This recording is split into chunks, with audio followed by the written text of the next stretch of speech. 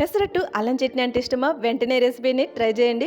ఒక కప్పు పచ్చి పెసలకి half glass బియ్యాన్ని నీళ్ళల్లో రాత్రంతా నానబెట్టుకున్నాక మిక్సీలోకి నానిన పప్పు, పచ్చిమిరకాయలు, అల్లంతో స్మూత్‌గా గ్రైండ్ చేసుకోవాలి.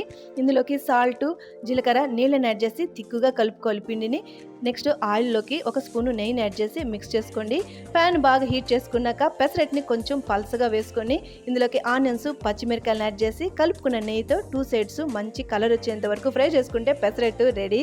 అల్లం చట్నీ కోసం ఆయిల్లోకి 2 ఇంచు అల్లము, తెల్లగడ్డని 5 నిమిషాలు లో ఫ్లేమ్లో ఫ్రై చేసుకున్నాక ఒక ఆనియన్ కూడా యాడ్ చేసి ఫ్రై చేసుకోండి. ఇందులోకి ఎండుమిరకాయలు, 1 స్పూన్ ధనియాలు, హాఫ్ స్పూన్ జీలకర్ర యాడ్ చేసి ఫ్రై చేసుకోవాలి. లాస్ట్లో చింతపండుని కూడా యాడ్ చేసుకోండి. ఇవన్నీ చల్లారినాక మిక్సీలో స్మూత్గా గ్రైండ్ చేసుకోవాలి.